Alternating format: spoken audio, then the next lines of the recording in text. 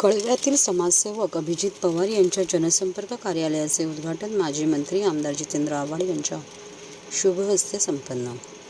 ठाणे कळव्यातील तसेच पारसिकनगरमधील समाजसेवक अभिजित पवार यांच्या पारसिकनगर येथील राष्ट्रवादी काँग्रेस शरदचंद्र पवार पक्षाच्या कार्यालयाचे उद्घाटन मंगळवारी राज्याचे माजी गृहनिर्माण मंत्री आमदार जितेंद्र आव्हाड यांच्या शुभहस्ते करण्यात आले आहे.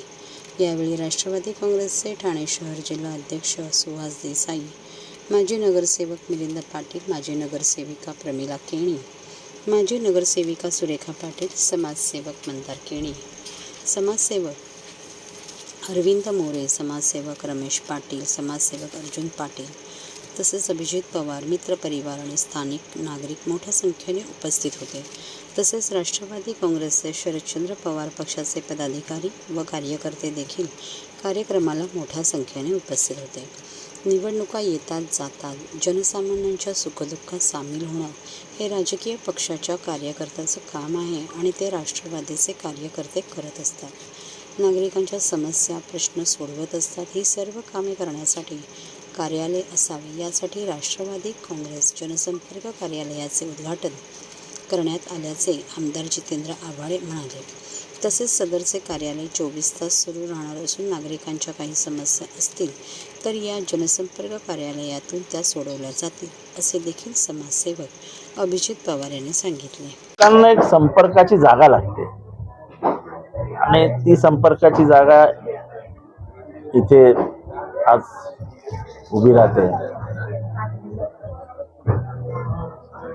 पारसिकनगरमध्ये 2009 पासून ते आतापर्यंत चांगली कामं झाली.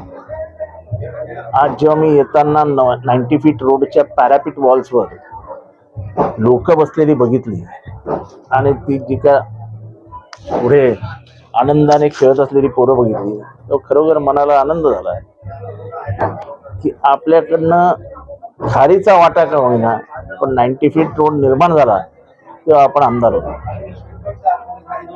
आज संपूर्ण पारसिकनगर कॉन्क्रीट भरलेलं आहे.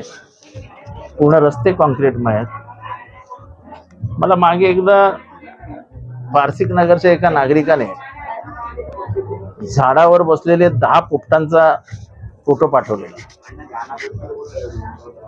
त्यामुळे एवढे सगळं आजूबाजूला ट्रॅफिक असताना पारसिक हे अतिशय शांत शुद्ध हवेचं ठिकाण आहे आणि मला वाटतं ही जी एन्व्हायरमेंट आहे ते मेंटेन राहिलं पाहिजे. त्याच्यासाठी मी ह्या पावसाळ्यात असून एक कमीत कमी 5 झाडं तरी 1000 झाडं तरी या परिसरात लावून घेतली पाहिजे, ज्याच्यामुळे ऑक्सिजन, स्वच्छता, हवामानातली स्वच्छता आणि मेन म्हणजे पक्ष्यांसाठी येण्या जाण्याची जागा. सकाळी उठल्यानंतर पक्ष्यांचा आवाज जो येतो तो मन प्रसन्न करणारा असतो आणि या कॉन्क्रीटच्या जंगलामध्ये एवढी शांती आहे. पारसी नशीबवान एरिया आहे आणि त्या नागरिकांच्या सोयीसाठी म्हणून ऑफिस आहे.